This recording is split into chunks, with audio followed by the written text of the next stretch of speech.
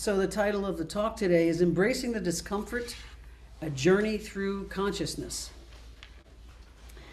Merriam-Webster defines consciousness as the quality or state of being aware, especially of something within oneself. Self-awareness is the ability to introspect and be alert to one's own thoughts and feelings and impulses, physical sensations and behaviors. Whew. It's a lot to think about. But essentially, self-awareness is the basic ability to pay attention to who I am and what makes me tick. And assuredly, consciousness is an advanced human skill.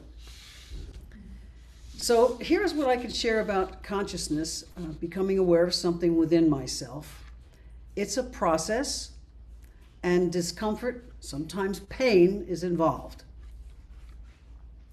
I can't imagine Simone Biles, having won all those gold medals, hasn't gone through some emotional and physical pain to get there. And when someone irritates me or agitates me, that's a red flag for my consciousness. There's something for me to consider or perhaps reconsider. And I ask myself, now whose belief system is this anyway? They're probably beliefs that aren't even mine, handed down to me through the family system or epigenetics or through social structures that aren't relevant to me today. Now, my family thought in small ways and were attached to negativity and scarcity. And I had to break that pattern to learn and step away from that thinking. I had to look at it from a detached perspective and ask myself, what does this belief serve? And most of the time, on some level, it served unworthiness. Nope, not today. I found that if I don't take time to improve my awareness of thoughts and actions, then I'm living in an unconscious system. And that is probably stifling me in some unintended way. My family beliefs were to only work hard, be a laborer. And there was no encouragement to follow a dream, nor to explore the question mark, nor to be your own person. It was only to work hard and follow rules. That's it. It was all about keeping your head down and following the prescribed family and social rules. It wasn't about worth or worthiness. Now, these were the overt and sometimes inadvertent messages I was receiving and then sending, perhaps damaging to relationships that I had and serving only fear. I looked outside myself for approval and for permission. I looked at others and thought, what's wrong with me? Why don't they love me? Why don't they treat me better? Or the inverse, what's wrong with them? Rather than, why have I chosen this experience? Why do I believe I can get blood from a stone? What do I need to learn from this experience? Or what choices have I made that don't serve my highest interest? I was sleepwalking through my life, wondering who I was, confused about what was happening, and when would it end? And these are the uncomfortable questions from a familial constructed prison that became my own jail, an inherited legacy. Now, thank goodness I questioned so much about myself. Coming out in the 70s brought a whole new layer of faith over fear. I came out having seen close up the tumult of the 60s civil rights movement. I was confused, I was frightened, I was dispirited in my teenage years and my early 20s. I even married a man at 18 knowing I liked girls way too much, and to try to be what the prescribed family looked like and the social constructs. I tried to fit in to be worthy of love. I knew I didn't fit into my family, not only because I was gay in a straight world, but because they had very conservative, bigoted views that didn't fit my fledgling, burgeoning understanding of the world and myself. I didn't fit into those beliefs, and my spirit was not having it. And since there were no role models to speak of, I had to make it up as I went along. I had to wake up. And my past or my family's history doesn't define who I am today. I no longer believe as my family did. Today I am worthy of love, of understanding, of acceptance, and of joy. So wrestling with reality, coming out, was paying attention to my inner world, my spirit. And there was discomfort in my consciousness. But it opened me up. But then again, what brings light can also bring discomfort. Just as a room that's been locked up and closed, when the shades are open a bit, the light finally comes in and you think, oh, great, the light's coming in. And then we see just how much dust there is to deal with. Waking up from a deep sleep has its discomfort. The state of being between waking and sleeping, that time when we're still with the spirit angels in their world, when we want to keep on sleeping. Waking is an intrusion on our ethereal senses. And there we are expected to think, to see, to hear, and respond to the world on the world's terms. That's when the pull to go back to spiritual sleep is the strongest for me. And I had to question myself again. Do I want to sleepwalk through these apprehensions? Is this the negative energy I want to espouse? Are useless or erroneous beliefs upending my spiritual growth? And how will I deal with my choices? I continued questioning and what those inculcated beliefs were. Whose voice am I hearing? Maybe they're no longer germane to where I am in my life now. And what is the fear that's revealed? And what do I risk in facing that fear? Being specific about my fears is also uncomfortable. My fear list begins with rejection. Even if I choose to reject something, that has its consequences. And I have been rejected even among my own kind. Coming out as spiritual in the gay subculture back then was filled with rejection. And I guess because religion is fraught with heavy baggage for some of us, and religious rejection is painful. And my experiences have taught me that when I stay with it, when I stay true to myself, it has its merits. And moving through the discomfort, the consciousness gives way to me becoming authentic, one with universe. And for me, authenticity means being willing and able to stay the course. The ability to feel my feelings and say what's on my mind, kindly, without lusting after a particular outcome or being paralyzed by fear. That far outweighs the concerns and cares that fear instills, and to make faith-based choices of my values and my beliefs and hopes is really living in the present. And many times saying my truth has not been popular. Generally, I've found that people don't really want to hear the truth. It challenges their notions.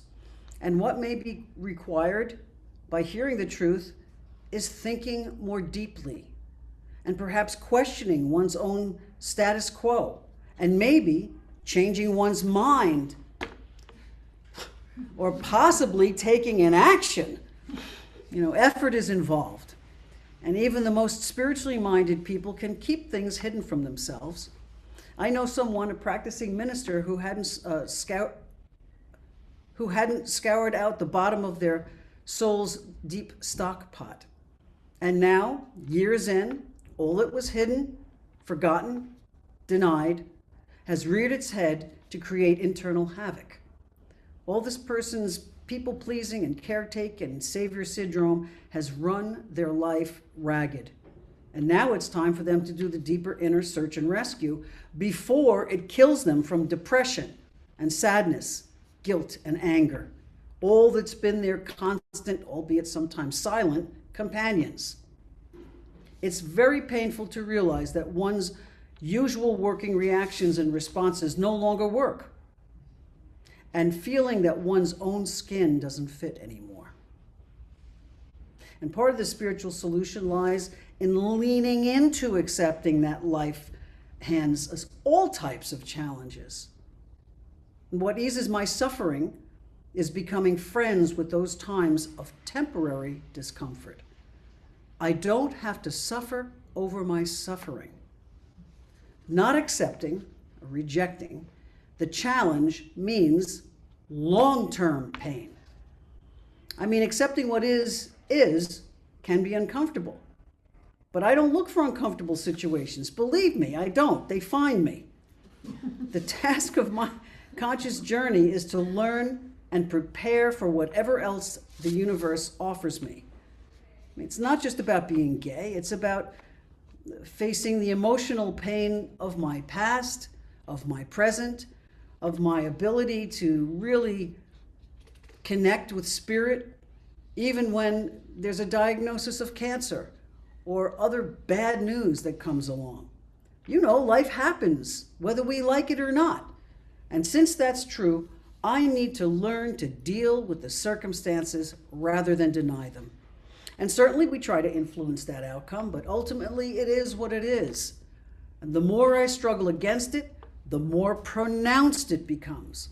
Pain is in the resistance. And for some of us, heaven forbid, that we might be uncomfortable for a minute. And I have learned no pain, no gain. But when I accept what life offers, accepting that temporary discomfort is part of waking up. And somehow there's an ease, there's a grace that supports my spiritual well-being. Acceptance is receiving. Receiving is ownership. And with ownership, I am empowered to choose what to do with whatever the thing is I am accepting. If I don't receive whatever that has presented itself, then I'm not empowered. So you can see, acceptance is ownership. Ownership is empowerment. Therefore, acceptance of conscious discomfort is empowerment. Wow. That paradigm of acceptance, even and especially accepting what we don't like, is self-care. Seems counterintuitive, I know. To embrace painful discomfort, yet it's the only way to move forward. And why is that? Because when we own it, as we earn our spiritual, emotional growth by working through something, we won't forget it. And if it just arrives without any effort, which it doesn't, then we will probably take it for granted or underappreciate what it is. As anyone knows, growing pains are just that, painful. I've heard it said that pain is the touchstone of all spiritual progress. Well, if that's true, then I must be very spiritual. When I'm moving through the painful phase, I sometimes think, oh no, this is going to last forever. But one wise woman said to me many years ago, yes, it is endless until it's over. But everything always passes.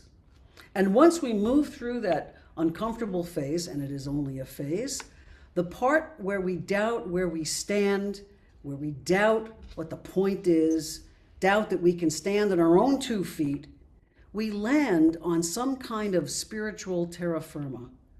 The new phase of terra firma, temporary though that may be, is very rewarding. So what else can aid the process of becoming conscious? Here are these thoughts. De detritus.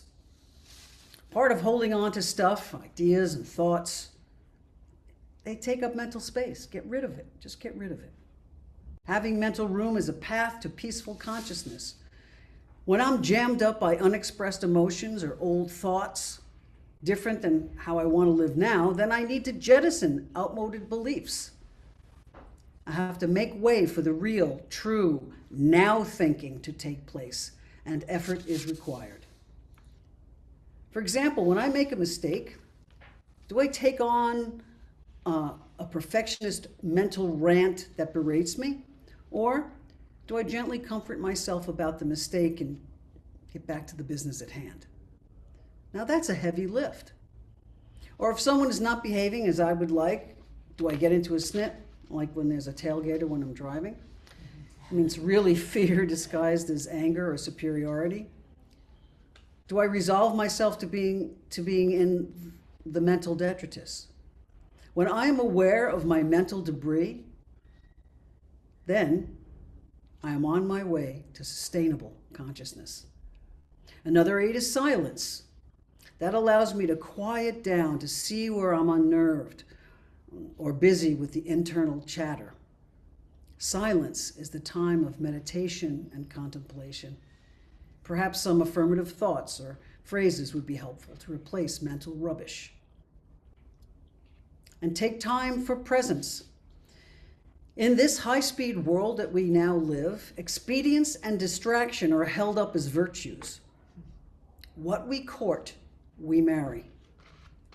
In 2016, Nielsen Company audience reports showed that adults in the United States devoted about 10 hours and 39 minutes each day to consuming media during the first quarter of that year. This included how much time we spent daily on our tablets and the smartphones, computers and multimedia devices, video games, podcasts, TVs, yada, yada, yada. These technological distractions downgrade sentience. It's difficult to be present, to explore new ideas when there is spiritual somnambulating, when patience and contemplation are forsaken for screen time. If we would only meditate, contemplate, or pray for 10 or 20 minutes of the 10 hours and 39 minutes consuming media, we would have a prodigious practice with resultant conscious contact. Expedience or rushing can lead to mindless moves, but patience leads to persistence. Persistence and presence lead to robust spiritual prevalence. Awakening awaits. Ritual is another strategy to self-awareness. Ritual doesn't have to be elaborate, it just involves intention. So when making my coffee, I offer that task of conscious contact to the universe. It connects me. When I'm walking, my ritual is to be aware of my surroundings and acknowledging and appreciating all that is. And a natural environment opens me to spirit. The older I get, the more I need to immerse myself in nature because it's healing. There are trees that produce invisible chemicals that reduce stress hormones, lower anxiety, and improve blood pressure. Green space shields stress. And when doing shamanic journeying for clients, I'm called to meet my compassionate helping spirits in the natural world. I'm not called to a city. So moving into that natural space calms me so that the helping spirits can come and visit. There is no real exact prescription for spiritual awakening, but no doubt eating healthfully and exercising are terrific ways to connect to self and universe. Consciousness is an ongoing, lifelong journey. We're not seeking an event here. Paradoxically, the more I focus on achieving enlightenment, the further away I am from it. Like the story of the gardener yanking on the newly growing shoots just to help them grow. But actually, they just ruined the lot. For me, the ordinary becomes extraordinary when I am present to my discomfort of being ordinary. I'm going to read that again. Ordinary becomes extraordinary when I am present to my discomfort of being ordinary. Presence of mind brings humility and willingness to be average. Consciousness is not sexy, nor is it trendy. Consciousness is an advanced human skill. Consciousness is substantive. It's humble, gentle, subtle, practical, and plentiful when earned. And so I say to you, you're all eligible for spiritual awakening. for consciousness. Embrace the discomfort of your consciousness. Know that if you are looking for the pathway, you're already on it. And know that yours is the perfect path. Regard your journey with care. Be alert to your own thoughts, feelings, impulses, physical sensations, and behaviors. Use your self-awareness to appreciate that through discomfort you will move to higher ground. Live in recognition that we are fully empowered with force that transforms and co-creates the world. Know that if you want to live consciously, live from your heart, embracing the temporary discomfort. Trust. Live in the vibration of I am. I am. I am. Feel it. Say it. Live it. Say it. I am. I am. I am. Be present to oneness with Great Spirit. Live consciously in all abundance, in all grace, in all love, in all healing, all creation, all transformation. In this hour, in this moment, in this second, we are transforming. We are co-creating with Spirit. We are wholly at peace with wisdom, with generosity and acceptance for all that is. We are living, breathing consciousness. And I close with this quote from Zen monk and teacher Shunryu Suzuki Roshi. I don't know anything about consciousness. I just try to teach my students how to hear the birds sing. And so it is. Amen. If you like this video, please like us on YouTube, subscribe to our YouTube channel, and click on the bell to be notified whenever we post a new video. Thank you.